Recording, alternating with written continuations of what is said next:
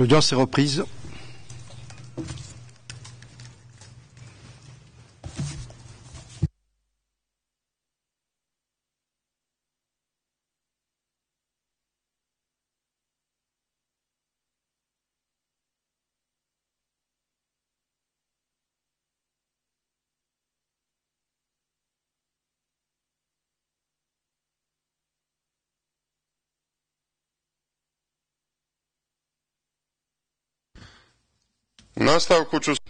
Dans la suite, je vais vaquer une fois de plus à des aperçus concrets pour ce qui est des thèses avancées par l'accusation et qui sont tout à fait dénues de pertinence et qui ne sauraient être défendues. Le bureau du procureur, de façon tout à fait incompréhensible, essaye de présenter le fait que la défense des Serbes à l'Occident et l'assistance portée à ces Serbes constituerait une entreprise criminelle commune. Alors fallait-il défendre les Serbes sur le territoire de l'unité fédérale croate, alors que Tudjman, dès 1990, par la modification de la Constitution, en dépit de leur volonté à eux, les a dépossédés de leur droit le plus élémentaire, le plus fondamental, c'est-à-dire le droit à la constitutivité.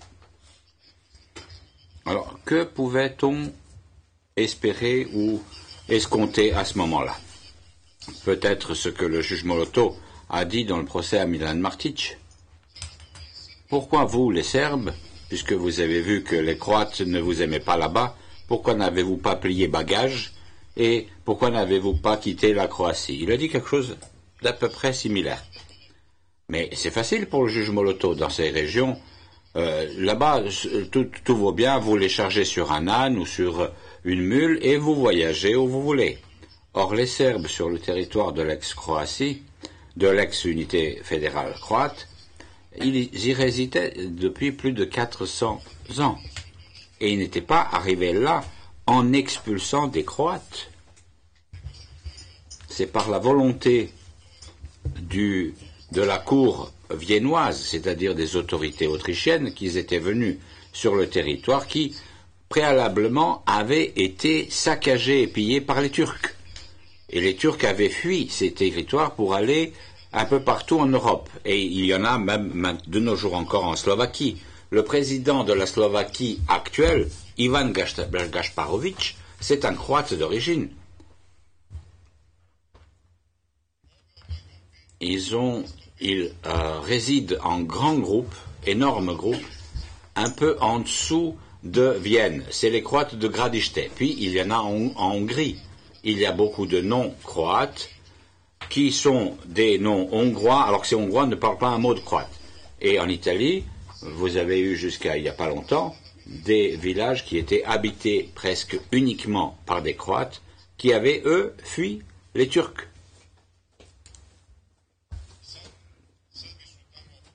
Et on a convié les Serbes là-bas pour défendre l'Empire autrichien. Ils ont protégé ce qu'il est resté de Croates. Ils ont protégé le reste de l'Europe contre les avancées turques. Et lorsque le péril turc est passé, on a entamé un processus de développement de cet empire austro-hongrois après la bataille à Padoue. Et là, l'Autriche a perdu la possibilité d'être à la tête de l'unification de l'Allemagne. Ils ont dû céder cela à l'Empire turc. Les Hongrois ont profité de cette faiblesse et ont demandé à ce que la monarchie se subdivise en deux. Puis il y a eu un marché de conclu avec les Croates aussi, car on a donné à la Croatie la Slavonie tout entière. Le Parlement croate, qui était un établissement de noblesse croate pendant des siècles, c'était le Parlement de la Dalmatie, de la Croatie et de la Slavonie. La Dalmatie et la Slavonie, c'était des régions strictement dissociées de la Croatie. Les Dalmates n'étaient pas des Croates. C'est un peuple roman qui est très proche des Italiens. Ce ne sont pas des Slaves. Mais, par la volonté du pape de Rome et avec le soutien de ce dernier, lorsque Byzance a perdu sa primauté au niveau de la partie nord de la mer Adriatique, ils ont été annexés à la Croatie pour faire partie d'une province à part, du temps du règne du roi Tomislav. La Slavonie, quant à elle, a été annexée a posteriori, mais ça n'a pas modifié la structure ethnique de la population en Slavonie. Les gens de la Slavonie, c'est ce que sont les Slovènes. Slavonie et Slovénie, c'est la même chose. Et là, les Serbes sont venus habiter sur des territoires complètement dévastés et vides d'habitants pour défendre l'Autriche. On a créé cette kraïna militaire qui est le synonyme de frontière militaire comme région administrative qui était directement gérée par Vienne. Alors une fois que le péril turc est passé, en 1881, il y a eu un accord de la population serbe aussi, pour supprimer cette frontière militaire et de faire en sorte que cette kraïna militaire fasse partie de la Croatie et de la Slavonie, parce que la Dalmatie, elle était encore dirigée ou gérée par Vienne, et la Slavonie était gérée par la Hongrie. Donc on a dit qu'il fallait annexer ceci à la Slavonie, à condition que les Serbes deviennent ou restent un peuple constitutif sur pied d'égalité avec les Croates. Et les communistes ont entériné la chose en créant cette unité fédérale croate vers la fin de la Deuxième Guerre mondiale. Et ce droit proclamé du côté des Serbes n'a jamais été remis en question par personne, bien que les hommes politiques croates les plus éminents avaient fait des efforts en ce sens du temps du communisme. Puis est venu Franjo Tudjman pour biffer tout ceci d'un coup de plume. Alors que pouvaient faire les Serbes d'autres, si ce n'est de se soulever, de s'insurger, pour s'y opposer? Et ils avaient gardé des souvenirs vivaces de ce qui s'était passé pendant la Deuxième Guerre mondiale.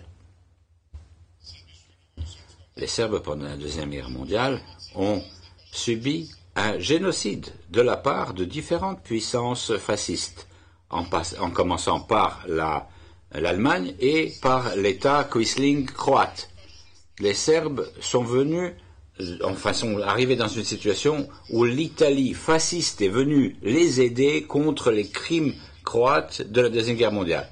Les Italiens ont dû réoccuper toute leur zone d'intérêt dans le cadre de cet État indépendant croate pour faire stopper les crimes. Et hier, je vois à la télévision croate, on s'attaque au mouvement tchétnique de Draža Mihailović en le qualifiant de fasciste. On dit qu'il avait coopéré avec l'Italie fasciste.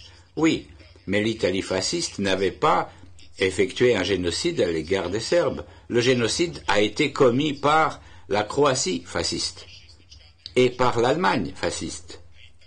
Et l'Italie n'a pas effectué de génocide ni à l'égard des Juifs, ni à l'égard des Serbes. Et c'est là la différence. Entre deux mots, on choisit le moindre.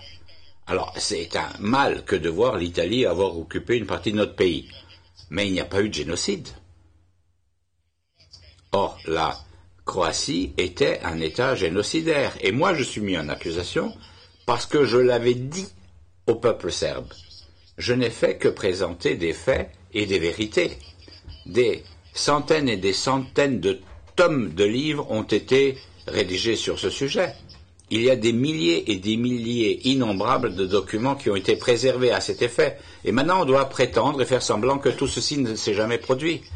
Dès que Tudjman est arrivé au pouvoir, il a ravivé nos souvenirs de cette Croatie fasciste. D'ailleurs, il a fait l'effort de raviver les choses parce qu'il a coopéré avec l'émigration Moustachi, de par le programme qu'il a promulgué, de par les positions qu'il avait adoptées à l'égard de ce peuple. Et alors vous vouliez que nous n'allions pas porter secours à ces Serbes en péril. L'entreprise criminelle, c'était la dépossession des Serbes de leurs droits de peuple constitutif, de leurs droits constitutionnels. Il en va de même pour ce qui est du territoire de la Bosnie-Herzégovine. Les musulmans, avec l'aide des Croates, ont contesté le droit aux Serbes d'être ou de demeurer un peuple constitutif. À la fin de la Deuxième Guerre mondiale, les communistes avaient hésité. Faire en sorte que la Bosnie-Herzégovine soit annexée à la Serbie ou en faire un État constitutif de fédération, à part. Et puis, on en a fait un État constitutif à part. Et puis, on a proclamé le fait que c'était une unité fédérale où il y avait des peuples constitutifs sur pied d'égalité, à savoir les Serbes, les Croates et les musulmans. Les musulmans n'étaient pas qualifiés de nation, à vrai dire. Ils pouvaient opter, pour ce qui est de se prononcer sur le plan ethnique, en faveur du fait de se dire croate ou croate jusqu'en 1981. Mais ils ont constitué un groupe ethnique à part. Et tous les musulmans de Bosnie-Herzégovine se trouvent être d'origine serbe. Des Serbes qui, du temps de l'occupation ottomane, sont passés à l'islam, se sont convertis à l'islam. La plupart d'entre eux avaient accepté l'islam par intérêt au début, parce que ça permettait d'avoir une position privilégiée dans cet empire ottoman. Mais leurs enfants et leurs petits-enfants, du moins pour ce qui est de la classe au pouvoir, de l'aristocratie, ils allaient se former à Constantinople, en Égypte, à Bagdad. Et on leur enseignait le turc, l'arabe, le perse, le persan, ce que j'interprète. Ils pouvaient lire les livres saints musulmans. Et grand nombre d'entre eux avaient commencé à aimer l'islam, du fait de la raison ou de l'approche à ces valeurs. Au début, personne n'avait bien compris cette nouvelle religion. Mais une partie de ces gens avaient accepté cette nouvelle religion pour préserver leurs terres, leurs biens, pour avoir des positions ou des situations privilégiées. Et après avoir appris ces langues orientales, on a compris quelles étaient les valeurs de cette nouvelle religion, des acquis, et il y a un amour à l'égard de cette religion qui s'installe. La population toute ordinaire a appris aussi des choses au sujet de la religion, bien que la totalité des choses en turc ou en arabe étaient incompréhensibles, mais du fait de se faire paraphraser les choses, ils avaient commencé à comprendre un peu. Alors maintenant, ces musulmans du groupe ethnique national serbe qui étaient passés à l'islam, qui s'étaient convertis à l'islam, ça avait été des soldats de l'Empire ottoman. Ils ont participé pratiquement à la totalité des conquêtes turques ultérieures. Ils sont allés se battre contre Vienne. Ils se sont battus sur des champs de bataille en Afrique, en Asie. Dieu seul sait où ils sont allés se battre. Et ils ont été respectés parce que c'était de bons combattants.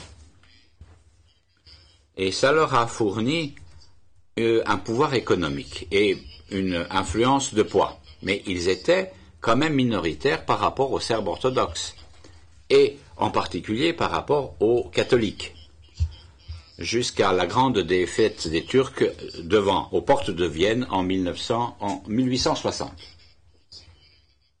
Et les Turcs en 1690, ce que je l'interprète. Alors les Turcs doivent quitter la Slavonie, la Lika, les autres territoires, pour aller où? En Serbie de nos jours, en Macédoine et en Bosnie-Herzégovine. Eugène de Savoie, le grand chef militaire autrichien, est entré avec un grand régiment militaire en Bosnie-Herzégovine. Il a mis la Bosnie-Herzégovine à feu et à sang. Il est entré à Sarajevo, il a incendié la totalité des mosquées, il a détruit la totalité des fortifications. Et quand il est décédé, et quand le commandant Niccolomini, lorsque l'armée est mort, lorsque l'armée autrichienne a dû se retirer, Eugène de Savoie s'est retiré lui aussi de la Bosnie-Herzégovine. Savez-vous ce qu'il a fait? Il a pris pratiquement la population catholique totale de la Bosnie-Herzégovine pour la déménager vers des territoires de la Slavonie qui avait été vidée de sa population auparavant. Et il est resté en Bosnie-Herzégovine à ce moment-là moins de 10 000 catholiques.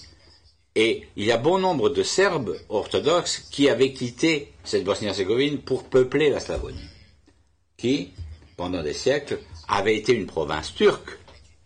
Lorsque les Turcs ont été chassés, ça s'est vidé de cette population-là, et ça a été peuplé de catholiques et orthodoxes venus de la Bosnie. En Croatie,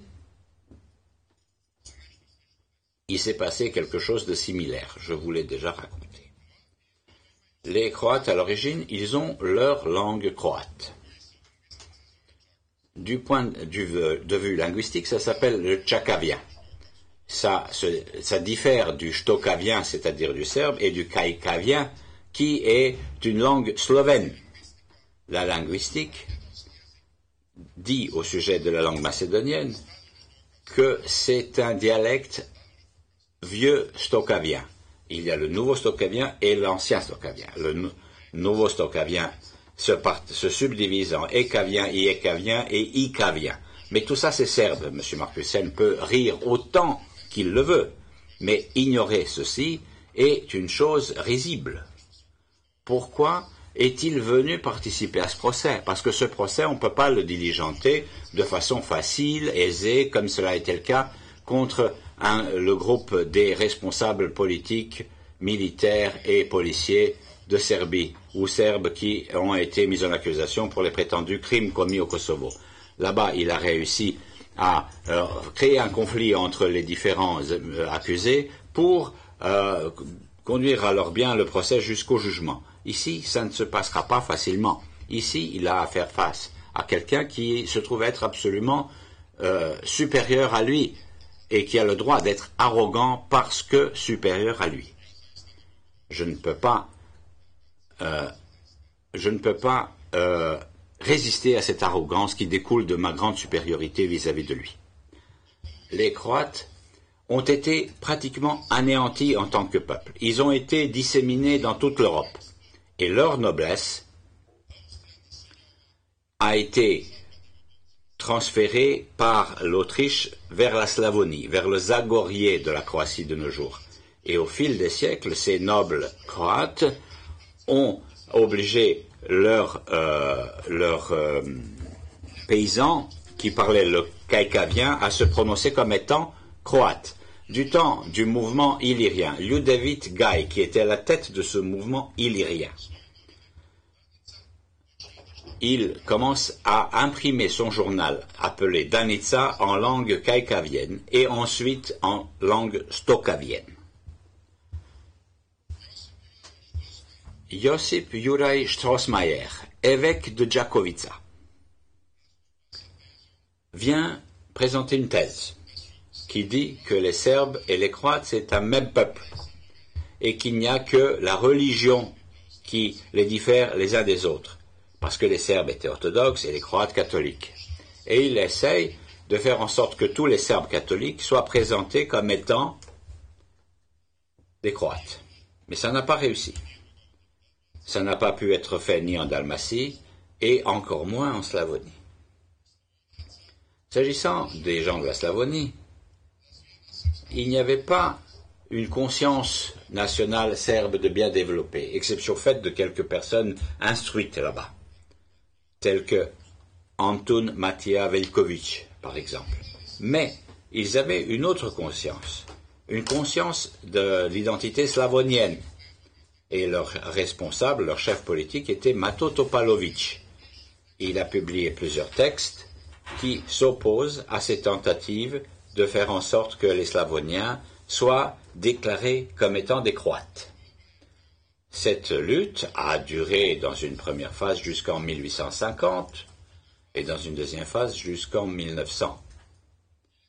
En 1850, suite à l'initiative des intellectuels croates,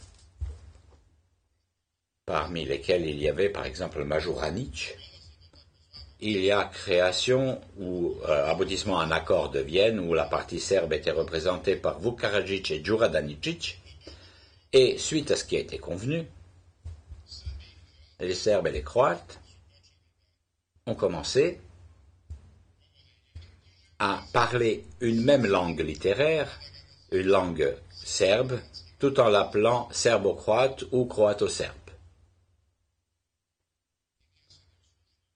Alors, l'encre n'a pas encore séché sur le texte de l'accord que les Croates ont commencé à systématiquement déformer la langue pour la faire se différencier du serbe. Mais en 1900, à l'occasion du premier congrès catholique qui s'est tenu à Zagreb, on a proclamé le fait que la totalité de ceux qui parlaient stokavien qui étaient de religion catholique, c'était des Croates. Et c'est là que commence le fléau, qui va se répercuter sur la perpétration de terribles crimes pendant la Première Guerre mondiale, où les Croates, indoctrinés par l'Église catholique romaine et leurs évêques, ont commis les pires des crimes sur le territoire de la Serbie, notamment dans la Mačva, dans la région de Loznica et autres régions. Et pendant la Deuxième Guerre mondiale, les pires des criminels, c'était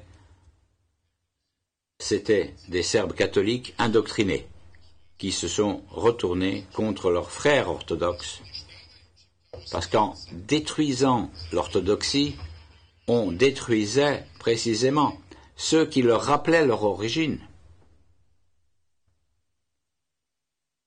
Leurs origines, ce que je l'interprète. Et nous autres, sans prendre en considération la totalité de ces faits historiques, nous ne pouvons pas juger de la situation présente ou porter de jugement sur la situation présente. Le passé des générations mortes pèse sur les âmes et les esprits des générations vivantes. Nous ne pouvons pas nous comporter comme si l'histoire de la civilisation commençait avec nous. Nous devons nous souvenir de ce que nos grands-pères, nos pères et autres avaient gardé en mémoire, eux qui avaient subi et vécu tout ceci. Et dès qu'il y a eu renouvellement de ces traditions oustachi en Croatie sous la direction de Franjo Tudjman, nous avons alarmé, mis en alerte l'opinion publique serbe. Dès qu'il y a eu éveil des tendances pan-islamiques en Bosnie-Herzégovine, nous avons mis en garde l'opinion publique serbe. À compter de 1981 déjà, j'ai mis en garde contre ces tendances pan-islamiques qui se manifestaient en Bosnie-Herzégovine. En 1986, on m'a interdit un livre, Chasse aux répliques. Et j'ai indiqué tout ceci de façon argumentée. Et le problème, ce n'était pas Izetbegović et ses acolytes, c'était le régime en Bosnie-Herzégovine, qui, du temps des communistes encore, avait suscité ces idées et encouragé ces idées pan-islamistes pour essayer de faire en sorte que la Bosnie-Herzégovine se fasse essentiellement un État, ou devienne essentiellement un État musulman.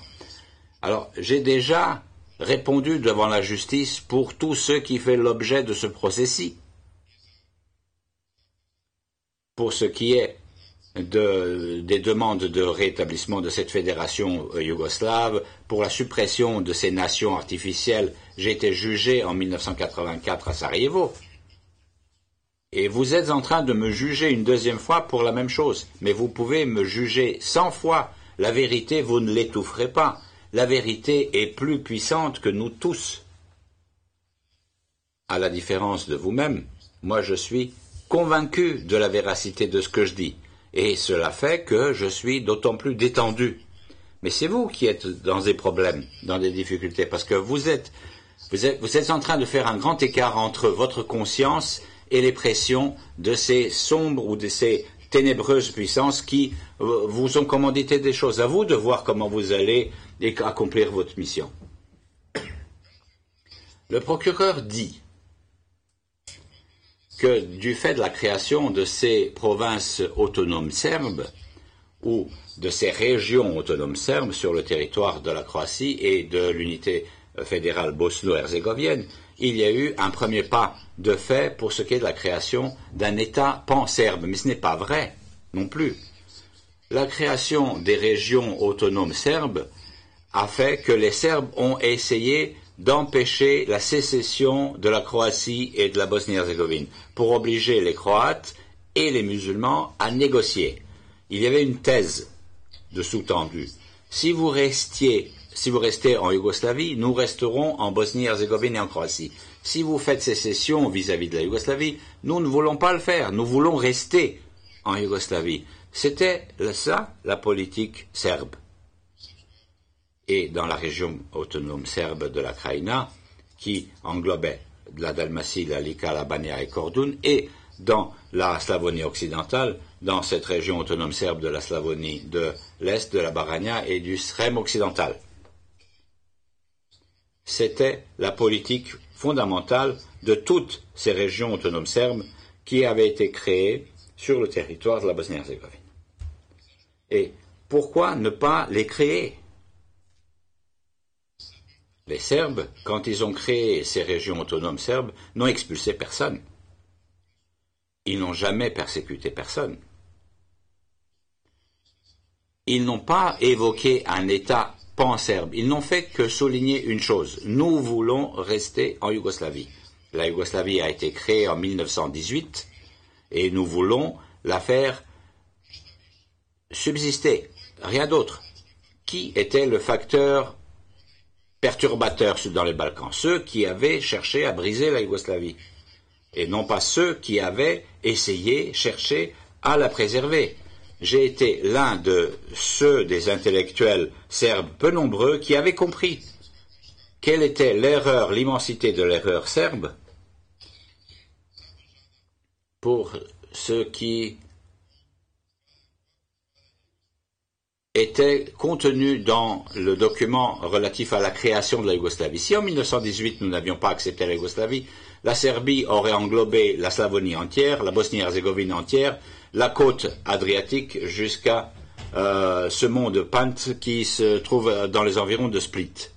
Ce serait la Serbie, ça ne serait pas appelé la Grande Serbie, ça aurait été tout simplement la Serbie tout court. Nos antécédents, les prédécesseurs politiques, et notamment le régent Alexander Karađorđević, voulaient une unification des Slaves du Sud.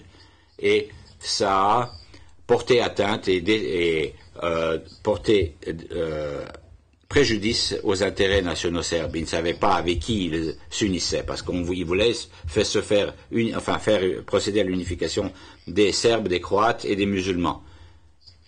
On n'avait pas, nous, à nous préoccuper des Croates et des Slovènes. Ils n'avaient qu'à s'occuper d'eux-mêmes, négocier avec les Allemands, les Italiens, les Hongrois, pour savoir ce qui appartiendrait à qui et ce qui reviendrait à quoi. Malheureusement, ça n'a pas été fait de la sorte.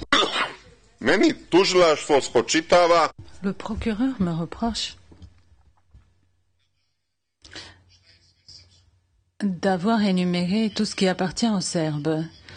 Nous l'avons dans le premier programme du mouvement tchétnik serbe, dans le premier programme du Parti radical serbe, dans la déclaration également. Et c'est toujours notre orientation encore aujourd'hui. Toute la Serbie d'aujourd'hui est incontestablement serbe, avec le Kosovo et la Vojvodine. Vous voulez nous enlever le Kosovo et la Metohim, vous n'y arriverez pas. Vous n'y arriverez absolument pas.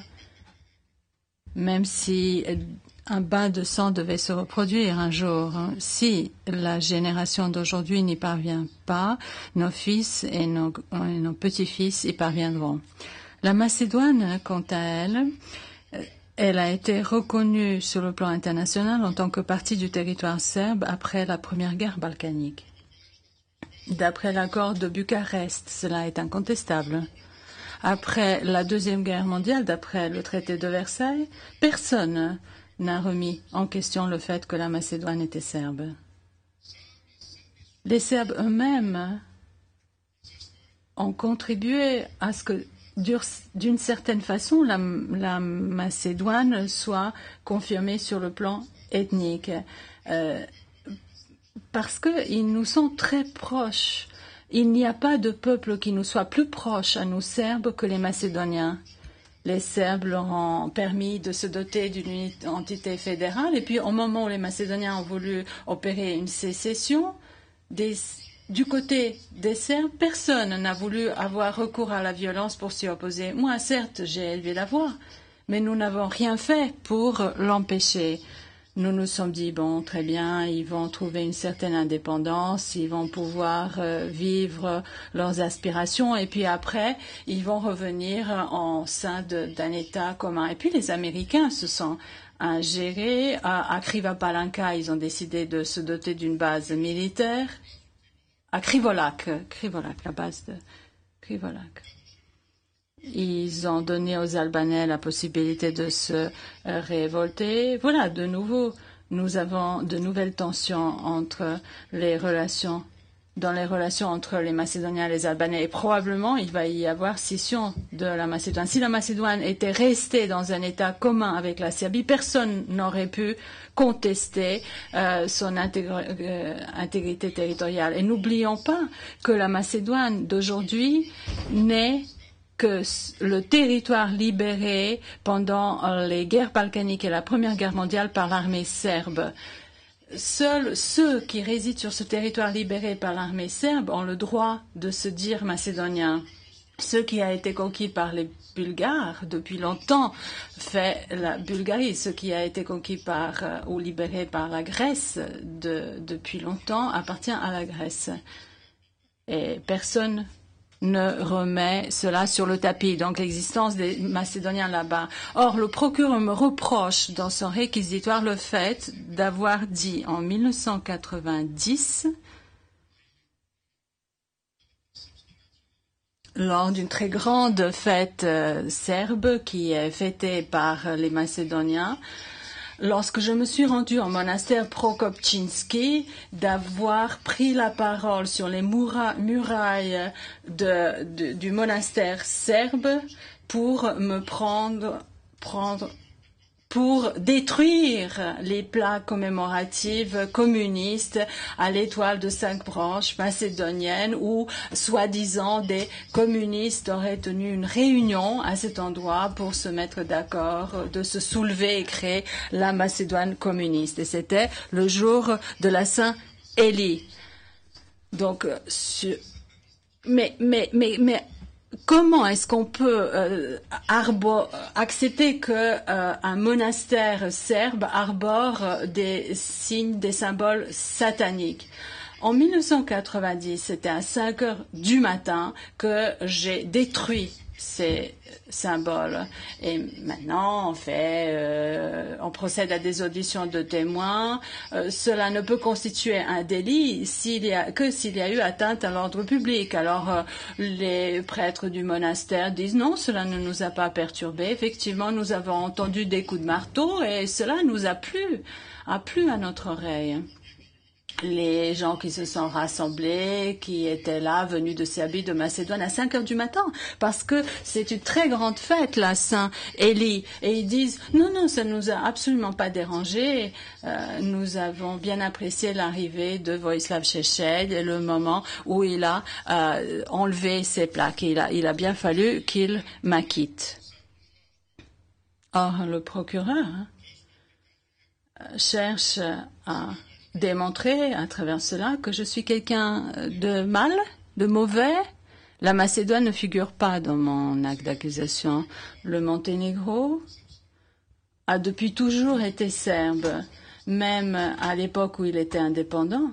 Le Monténégro, de par sa constitution, se disait État serbe. Sur le territoire du Monténégro actuel et au nord de l'Albanie, on a créé d'ailleurs le premier État serbe. Cela date du roi Časlav, du roi Stjepan Vojislav, roi Mihailo Bodin, roi Vladimir, jusqu'à la fin du Xe siècle.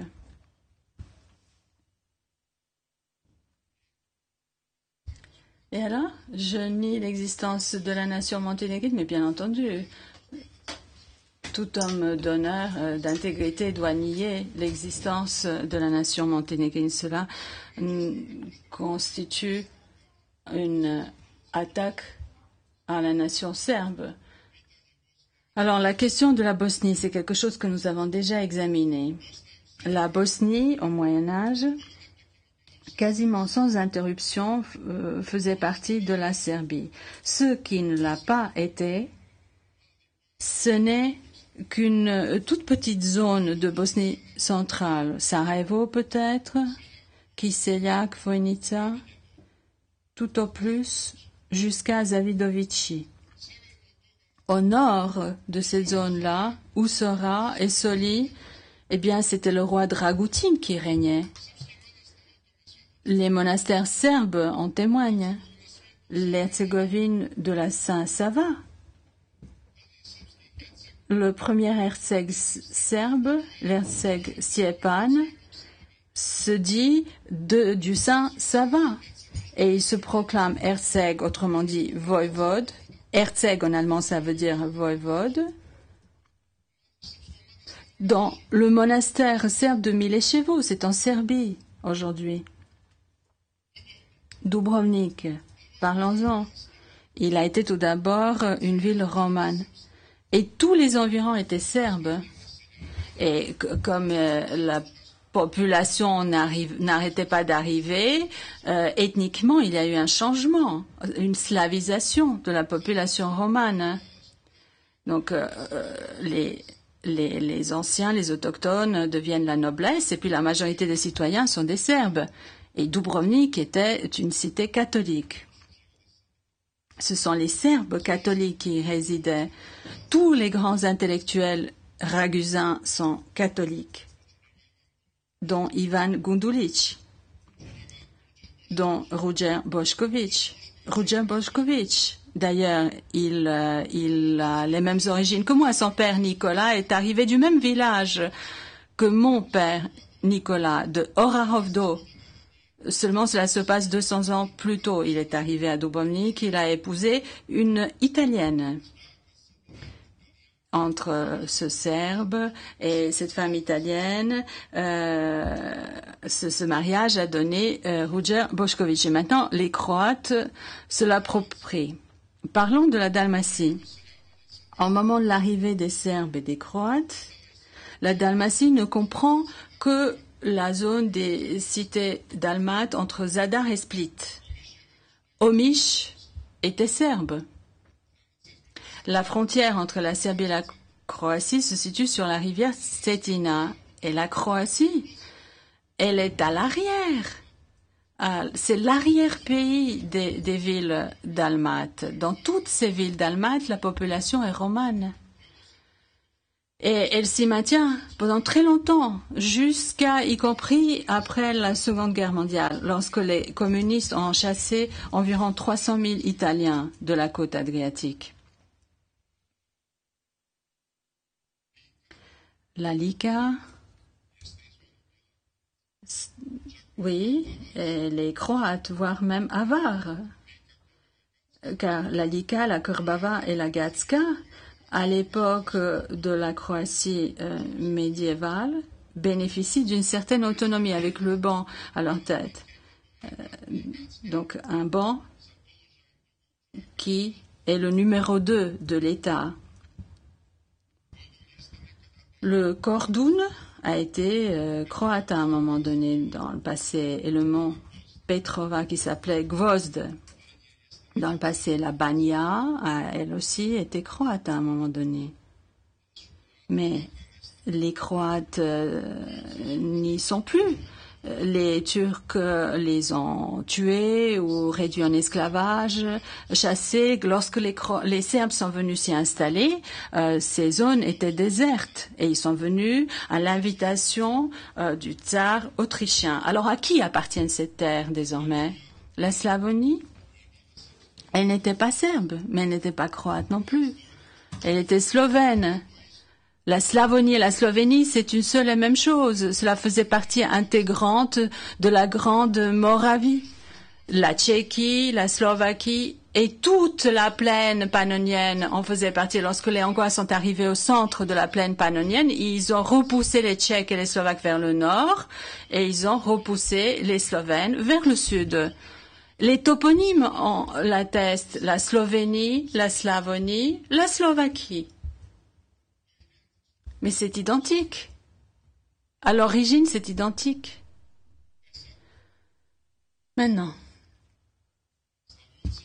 Alors, les Slavoniens caïcaviens, ils ont été repoussés de Slavonie jusqu'à la ligne occupée par les Turcs. Donc, jusqu'à la Slavonie occidentale d'aujourd'hui.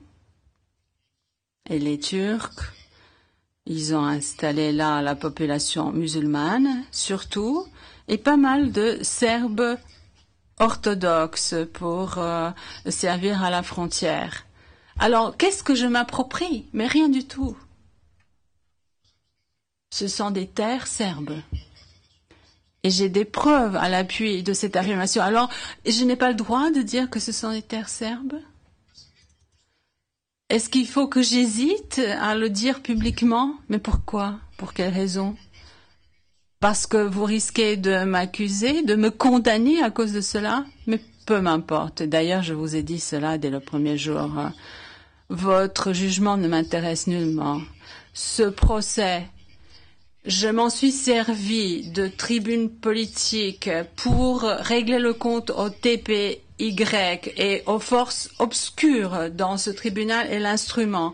Et j'ai engrangé des résultats très satisfaisants là-dedans. Je ne pense pas que qui que ce soit d'autre aurait pu le faire avec plus de succès. Et je pense que vous-même, vous n'y parviendrez pas. Vous en avez été témoin.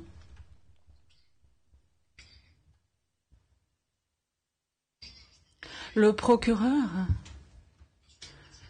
affirme qu'au début de la guerre, les Serbes ont essayé d'occuper des points qui avaient une importance stratégique.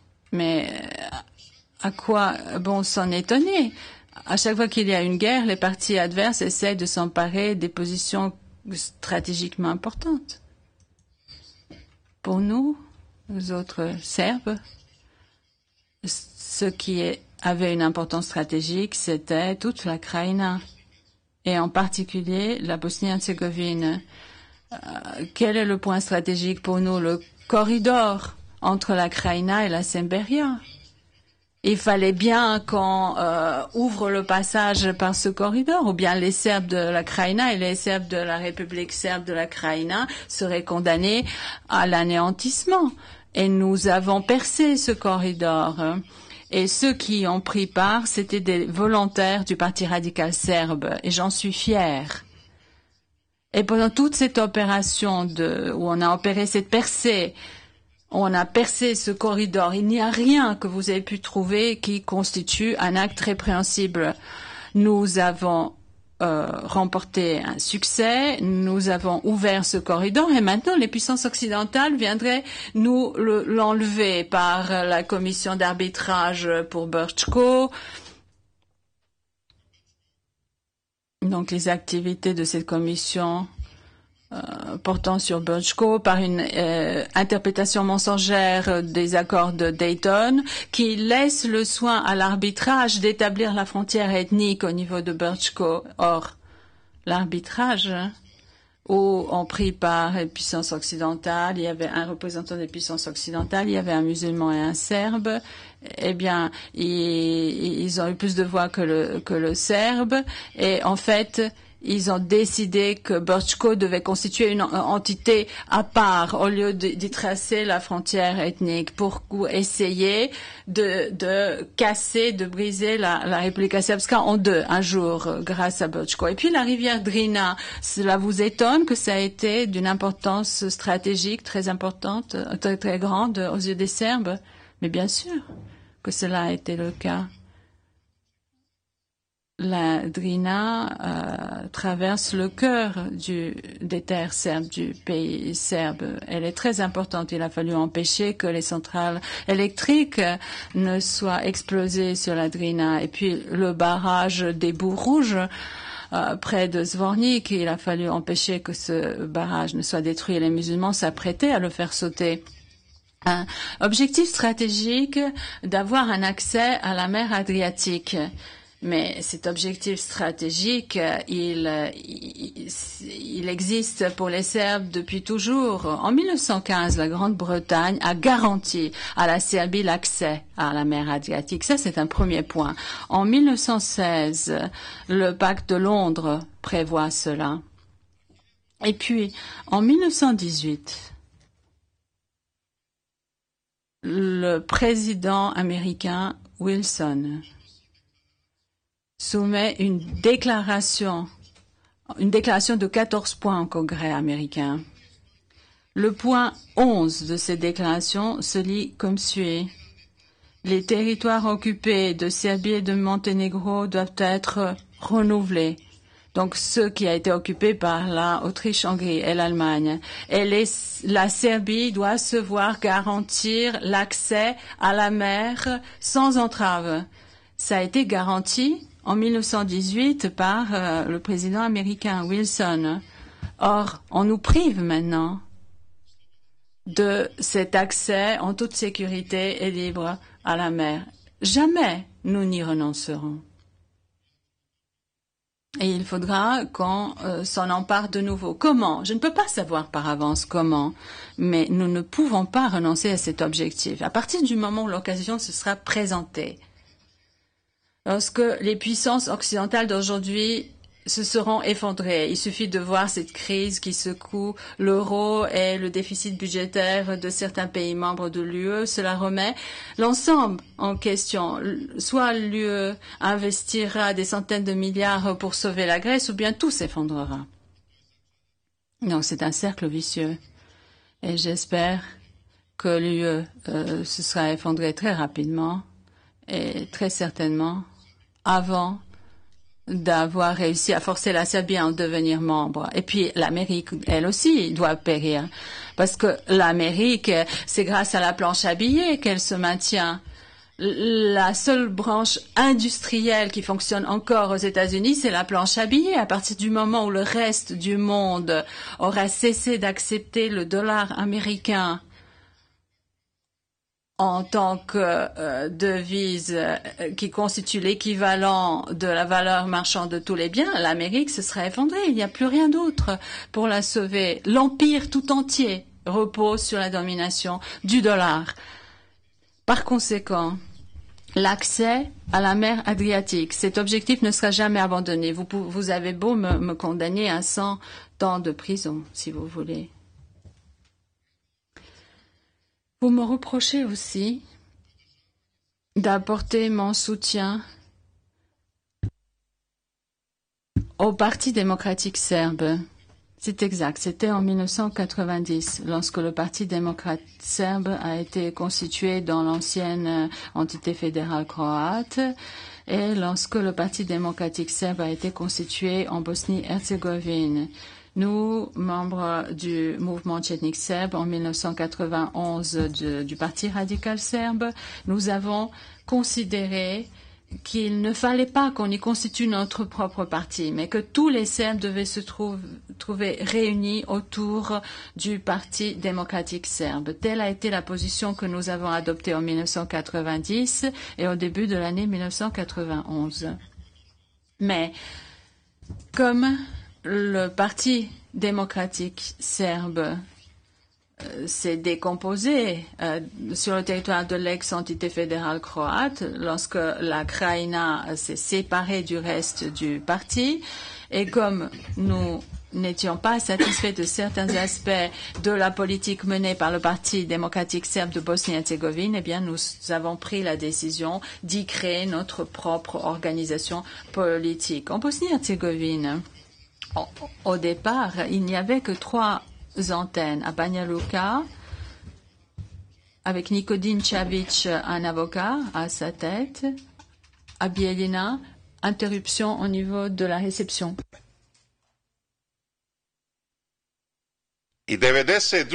En 1992, nous n'avions que cela. nous n'avions aucune autre structure de notre parti ailleurs en Bosnie-Herzégovine. Et en mai 1992, Nicolas Poplachène est venu me voir. Et il enseignait à la même faculté des sciences politiques où j'avais été professeur dans le passé. On se connaissait de Sarajevo. C'était un intellectuel de tout premier plan. À l'époque, peut-être un peu plus rouge, mais il était guéri désormais de cette maladie et j'en suis le premier coupable. Donc, il semblait le mieux placé pour se charger donc de l'initiative de la création du Parti radical serbe de la Republika Srpska. Et Rade Leskovac, un cas analogue, nous lui avons confié la mission de créer le Parti radical serbe de la République serbe de Krajina. Nous avions une antenne là-bas, à Knin. Todela Lazic était à la tête de cette antenne. Et en 1991, nous avions un noyau déjà constitué plutôt du mouvement tchétnique serbe que du Parti radical serbe en Slavonie orientale. Rien d'autre. Puis, des partis politiques dignes de ce nom ont commencé à se constituer et ils étaient liés aux activités du Parti radical serbe en Serbie, c'est-à-dire en RFY, tout en bénéficiant d'une certaine autonomie, et ils étaient enregistrés en Republika Srpska ou en Republika Srpska serbe de Krajina en tant que parti autonome. Donc, le soutien que nous avons fourni au Parti démocratique serbe n'a pas duré longtemps. Et c'est en 1996, parce que nous ne voulions pas présenter nos propres candidatures à la présidence de la République et au Parlement pour ne pas diviser les voix serbes. Nous avons participé uniquement aux élections parlementaires. Nous avons remporté 10%. Et hélas, nous avons accordé notre soutien à Biljana Plavšić. Ce qui très rapidement s'est révélé être une grosse erreur de Karadzic et de ses collaborateurs. Et notre erreur parce que nous lui avons accordé notre soutien là-dessus puisqu'on sait qui est Biljana Plavšić. La Serbie, d'après le procureur, a aidé par tous les moyens. Et le procureur fait toute la liste de ces aides. Mais on était tenu par l'honneur d'aider les frères occidentaux. L'Amérique a apporté son soutien au Cutra du Nicaragua. Ceux qui se sont opposés au régime sandiniste et qui ont commis des crimes atroces. Le Nicaragua a porté plainte contre les États-Unis d'Amérique devant la Cour internationale de justice.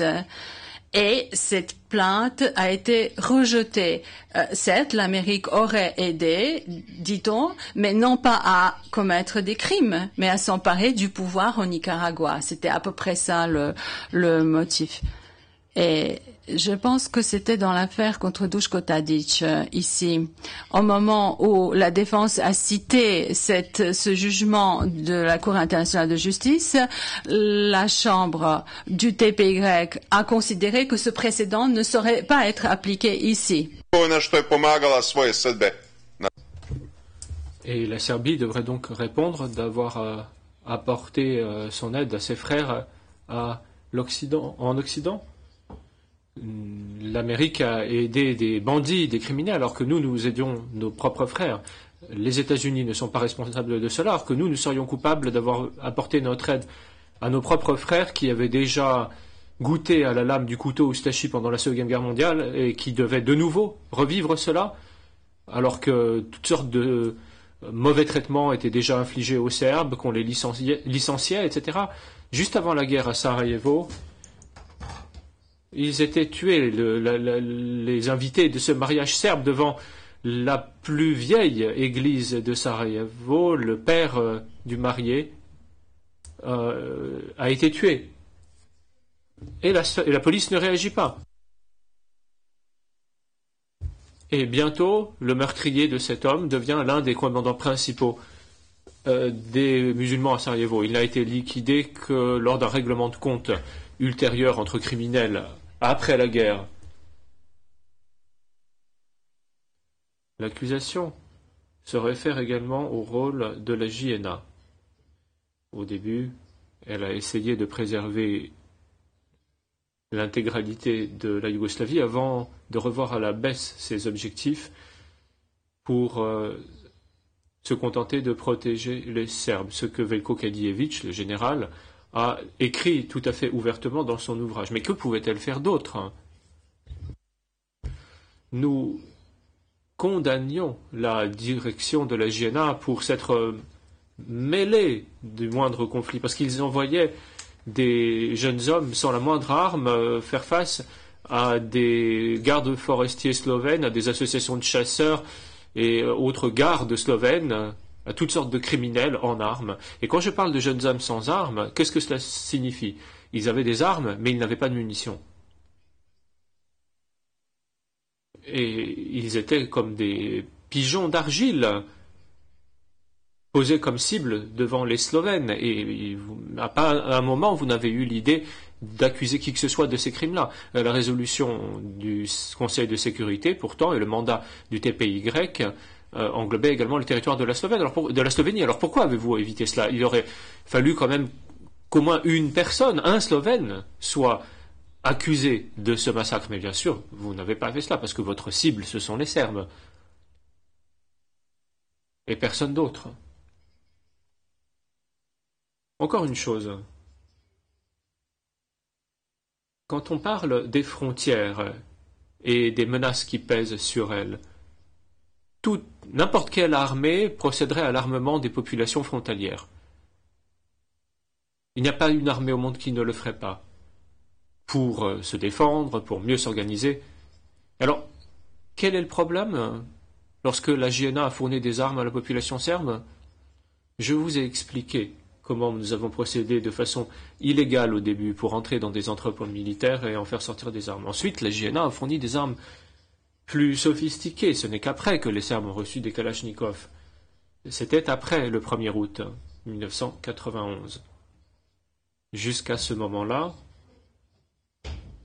nous nous contentions des fusils automatiques Thompson, des Shpagin automatiques russes, des fusils M48, toutes les armes qui étaient beaucoup plus anciennes et qui étaient prévues, enfin qui avaient été retirées de l'inventaire pour être détruites. D'ailleurs, c'est ainsi qu'on les a fait figurer dans la documentation comme ayant été détruites. Alors si la tâche de la JNA était de sauvegarder l'intégrité territoriale de la Yougoslavie, et si cette tâche s'est avérée impossible, alors il fallait sauver ce qu'il était possible de sauver. C'est de cela que je parle lorsque je dis que la JNA a revu à la baisse ses objectifs. On ne pouvait pas garder la Slovénie dans le giron de la Yougoslavie, eh bien tant pis, on laissait tomber la Slovénie et on sauvegardait ce qu'il était possible de sauvegarder. La JNA était effroyablement en retard pour ce qui était de se retirer de certains territoires non serbes. Par exemple, Varaždin. Le général Trifunović, là-bas, a remis entre les mains des Croates l'ensemble du corps de Varaždin, avec 120 chars parmi les plus sophistiqués et autres véhicules blindés, au lieu de faire exploser tous ces moyens, ou alors au lieu d'opérer une percée avec ces équipements, parce qu'il s'agissait d'une puissance de feu considérable, il aurait pu dire ou bien vous me laisserez passer, ou bien la ville de Varaždin sera rayée de la carte. Et au lieu de le fusiller en place centrale de Belgrade, il a été condamné à une peine légère et il a été complètement gracié par le régime actuel de Belgrade. Le régime traître et pro-occidental. Voilà ce qui s'est passé. La JNA était en retard, elle était incapable. Alors vous louez cette brigade dans votre réquisitoire, cette brigade des gardes, vous dites que c'était une brigade d'élite, que ces hommes étaient les mieux formés, mais c'est ridicule. Ces soldats n'étaient formés à rien du tout, en dehors du fait de monter la garde en environnement urbain et de participer à des aides d'honneur à l'occasion de visites de chefs d'État étrangers, s'il n'y avait pas eu les volontaires et s'il n'y avait pas eu les membres de la défense territoriale, aujourd'hui encore, cette brigade motorisée serait dans la boue là où elle était. Et justement parce qu'ils n'avaient pas de soldats correctement formés. C'est la raison pour laquelle ils utilisaient des armes lourdes même lorsque cela n'avait aucune pertinence. Malheureusement, c'est ainsi que fonctionnait la JNA. Elle a dû passer par une sélection interne. Les officiers compétents ont surnagé. Ceux qui étaient incompétents se sont retirés en quelque sorte d'elles-mêmes, sont partis. Lorsque la JNA a été transformée en VJ, la situation s'est améliorée et dès 1992, au moment de l'agression de l'OTAN, nous avions une armée sérieuse, une bonne armée, à tel point bonne que l'OTAN n'aurait jamais osé intervenir avec des forces terrestres. Malheureusement, le gouvernement a donné son aval à cette demi-capitulation et à l'entrée sur le territoire du Kosovo et Metohija. Et le SRS, le Parti radical serbe, a été le seul à s'être opposé avec conséquence et systématiquement à ceci, y compris au sein du Parlement, parce que nous n'étions pas prêts à nous battre contre les forces terrestres de l'OTAN pour ensuite voir comment les choses se présentaient. Jamais ils n'auraient osé nous attaquer sur terre. L'interprète se reprend parce que nous étions prêts à nous battre contre les forces de l'OTAN. Reprise des débats. Alors, l'accusation dit que j'étais un propagandiste fanatique, que j'ai mené une campagne de haine et que j'incitais à la persécution dans une véritable campagne. Mais tout ceci est inepte. Je n'étais pas un propagandiste fanatique. Ma propagande était tout à fait réaliste et fondée sur des faits. L'accusation continue de s'appuyer sur son soi-disant expert Robert Schall et n'a de cesse d'essayer de démontrer qu'il y aurait eu une campagne de propagation du mensonge, qu'il s'agissait de propagande mensongère. Alors peut-être que chez vous, en Occident, toute propagande est mensongère, chez nous, non. Parce que en Serbie, la propagande la plus efficace est toujours celle fondée sur la vérité. Et c'est une telle propagande que poursuit le SRS dès sa fondation. Nous n'avons eu de cesse que de dire la vérité au peuple serbe, toute la vérité, rien que la vérité.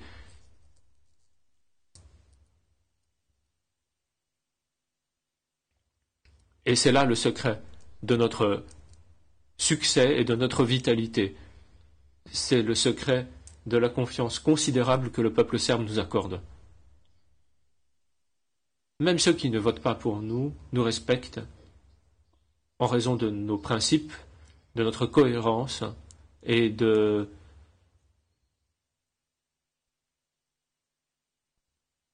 la façon dont nous sommes demeurés fidèles à nos objectifs. Il n'y a pas eu de campagne de persécution parce qu'il n'y a pas eu de persécution qui aurait pu être le résultat d'une telle campagne.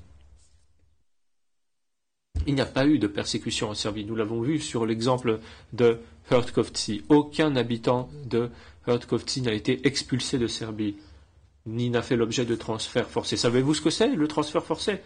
C'est la même chose que ce que les Américains ont fait avec les Japonais en les expulsant de force.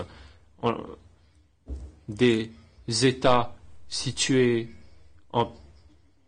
dans le Pacifique pour les maintenir dans des camps de détention jusqu'à la fin de la guerre. Savez-vous ce que c'est que l'expulsion? Vous le voyez sur l'exemple des expulsions des Allemands, qui ont donc été expulsés de Pologne, de Tchéquie. C'est ça, l'expulsion. Lorsque vous avez quand même... Un des critères, c'est est-ce que vous avez le temps d'emporter une petite quantité de vos biens ou non? Et non pas lorsque vous avez l'occasion de voyager 3 ou 4 fois en Croatie pour essayer de vous décider et de choisir la maison que vous allez peut-être accepter de prendre. Ça, ce n'est pas de l'expulsion. D'autant plus qu'en Croatie même, on prenait ceci. Tudjman était pour, Dobrica Ćosić était également pour des échanges de populations civilisés. Et moi, je n'étais le partisan de rien d'autre. Un échange de biens et un échange de populations civilisées. Même lorsque je faisais des promesses dans le cadre de notre programme, je ne disais pas « vous allez être expulsés », je disais « on va vous donner les adresses d'appartements et de maisons serbes et vous ferez un échange ». Ceci ne peut pas être considéré comme un crime de persécution. Alors peut-être s'agit-il de quelque chose de désagréable sur le plan des faits, mais ce n'est pas un crime, ce n'est pas un crime de persécution et ce n'est certainement pas une expulsion. Alors, il y a eu modification de la composition ethnique sur ce territoire, c'est exact, mais comment ces changements dans la composition ethnique de la population sur ce territoire ont-ils commencé? Cela a commencé avec la fuite des Serbes de Croatie dès que Franjo Tudjman a remporté les élections en 1990. Et ce processus s'est déroulé sans discontinuer. Il a ses prolongements aujourd'hui encore, parce qu'il n'y a toujours pas de retour des Serbes sur les terres qui étaient les leurs. Seuls quelques vieillards reviennent. Que ce soit pour vendre leurs biens pour ensuite revenir en Serbie ou pour finir par mourir de nostalgie sur place. Mais personne d'autre ne fait ce voyage de retour parce que les garanties nécessaires n'existent pas. Et il n'y a pas de restitution des appartements des Serbes. Et tout ce qui est arrivé aux Serbes sur le territoire de la Croatie, rien de tout cela n'a été traité par vous alors que vous essayez, vous vous concentrez en fait sur les conséquences d'un événement au lieu d'aller chercher ses causes. Les conséquences d'actes inhumains sans regarder quelles en sont les causes. Alors, la structure ethnique de la population a également connu des modifications sur le territoire de la Bosnie-Herzégovine, mais comment cela est-il intervenu? D'abord, il y a eu un exode serbe, surtout de la population serbe de Sarajevo, puis ensuite des autres villes, de Tuzla, de Zenica, de Zavidovici, de Maglaj, de Mostar. Ensuite, c'est en masse que les réfugiés et les personnes expulsées, les personnes déplacées serbes ont afflué sur des parties du territoire de la Republika Srpska où vivaient jusqu'alors des musulmans. Alors bien entendu, c'était une pression considérable, mais une pression objective, et non pas quelque chose qui avait été prémédité ou conçu à l'avance, planifié. Très souvent, il y a eu échange de population spontanée, parce que chaque oiseau allait rejoindre les siens, pour ainsi dire, parce que les gens se sentaient plus en sécurité parmi les leurs. Lorsque des dizaines de milliers de Serbes arrivaient à Zvornik en provenance de Tuzla et des localités environnantes, mais que pensez-vous qu'il soit possible de faire dans une telle situation? Qui peut empêcher cela? Et à aucun moment, il n'y a eu mise en accusation du moindre musulman pour expulsion de Serbes. Et alors Delic a été mis en accusation pour les crimes commis à Celebici. Alors vous avez pris un certain nombre d'individus qui étaient plutôt en bas de l'échelle pour donner une apparence d'équité. Vous avez jugé le général Seferovic et vous l'avez acquitté. Vous avez également traduit en justice Hadji Hasanovic et Kubura, que vous avez condamné à des peines symboliques. D'abord, M. Antonetti, si je m'en souviens bien, a déterminé une peine de 3 ans, puis ensuite la chambre d'appel a réduit ceci à 2 ans et demi. Ensuite, un autre a été condamné à 2 ans en première instance, puis acquitté en appel. Rasim Delic a été condamné à 3 ans. Madame Latanzi faisait partie des juges qui l'ont jugé. Et on s'attendait à ce qu'en appel, il soit acquitté. Malheureusement, il est décédé avant l'arrêt en appel.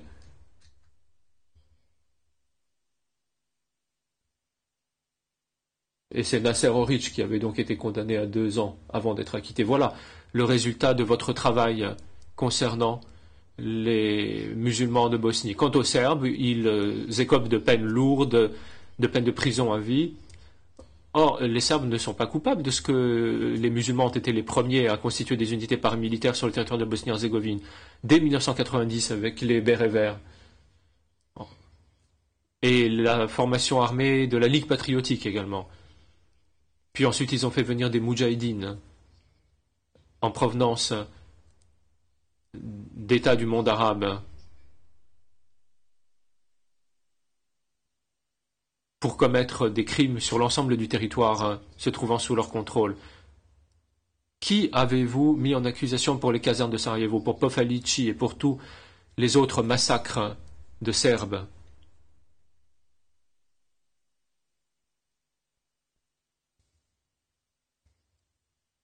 À Sarajevo, c'est à l'intérieur de la ville que passait la ligne de front. Les Serbes tiraient sur les musulmans tiraient sur les Serbes, que ce soit au moyen de tireurs d'élite ou d'artillerie. Et seuls les Serbes en seraient coupables. Et les musulmans, eux, non, ils se défendaient. Ils se défendaient contre les barbares serbes. Qui peut croire cela? Il faut être totalement ignorant de ce qui s'est passé. Au moyen de ces jugements, truqués que rend le tribunal de La Haye, vous essayez de falsifier l'histoire. Vous imaginez que l'histoire sera écrite en fonction des jugements que vous rendez. Mais non. Ce sont vos jugements qui seront étudiés par les historiens et ce sont vos jugements qui compromettront cette tentative et compromettront plus encore cette tentative d'internationalisation de la justice qui est déjà compromise. Dès le premier jour, j'ai déjà indiqué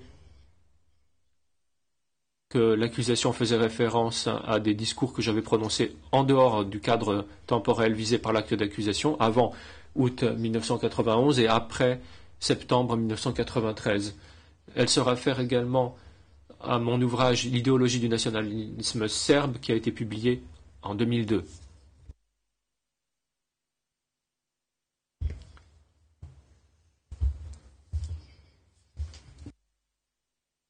Est-ce que l'accusation erre dans l'obscurité parce qu'elle ne sait toujours pas, même aujourd'hui, comment faire pour en venir à bout de moi au début?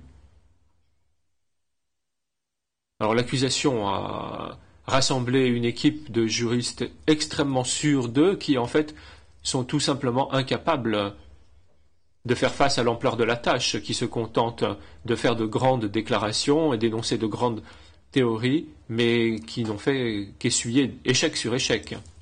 Seychelles, je ne vais pas, moi, faire de grandes déclarations. Je vais simplement vous dire qu'il est l'heure de faire la pause. Nous reprendrons à 6h moins le quart. Et d'après le décompte, il vous reste 1h10. Donc, en théorie, à 7h moins 5, vous aurez terminé votre plaidoirie. Voilà comment se présente la situation. 30 minutes de pause. All rise. Je vais essayer de finir aujourd'hui si c'est possible.